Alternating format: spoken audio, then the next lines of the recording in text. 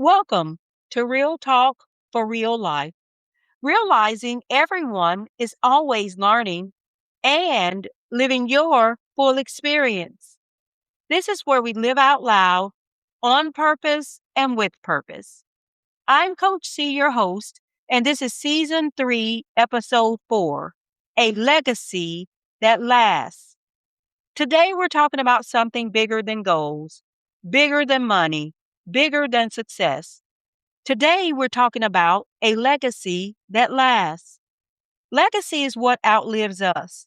Long after we're in our final resting place, long after the job title is gone, long after the social media posts stop posting, long after the house is sold and the car is parked for the last time, what remains? What lingers? What echoes through the generations?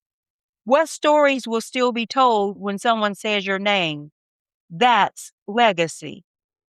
As I've approached what I jokingly call half a century, I found myself thinking about this more often, not in a morbid way, not in a fearful way, but in a thoughtful way. I think about my sons. I think about their children.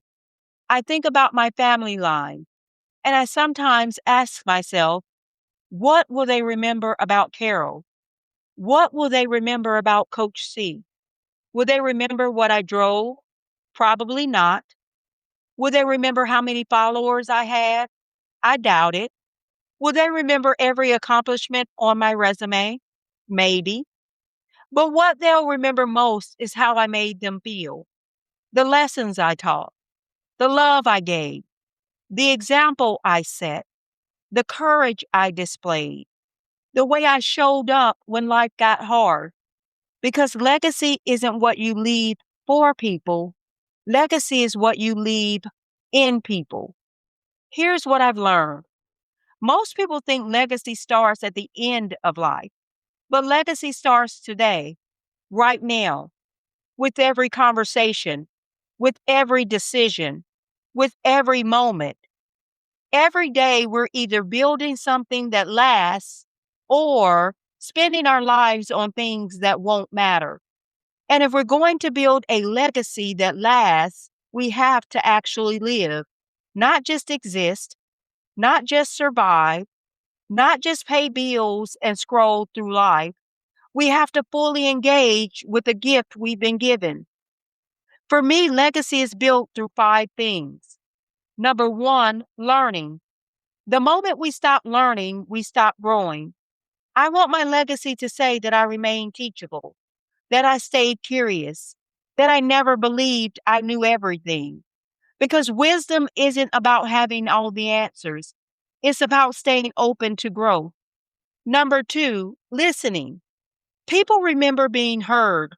Some of the most powerful moments in life happen when someone simply listens, not to respond, not to fix, not to judge, just to understand.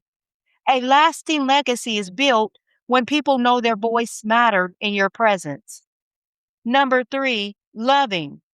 Love is the currency of legacy, not romantic love alone, love for family, love for friends, love for community, love for people who may never be able to repay you. At the end of the day, nobody wishes they loved less. Number four, laughing.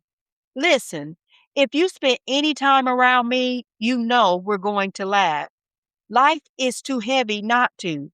Some of my favorite memories aren't tied to major milestones. They're tied to kitchen table conversations, road trips, inside jokes, unexpected moments that left tears running down our faces from laughing so hard. Joy is part of the inheritance we leave behind. And number five, leaps. Every meaningful life requires courage. At some point, you have to leap. Leap into purpose, leap into faith, leap into business, leap into healing, leap into love, leap into becoming. Because your family doesn't just need your comfort zone, they need your example. Some generations from now may find courage because you found yours first. The truth is, Most legacies aren't built in grand moments. They're built in ordinary Tuesdays. They're built in phone calls, in prayers, in showing up, in keeping promises, in being the person people can count on, brick by brick, moment by moment, day by day. And here's something I've been reminded of recently.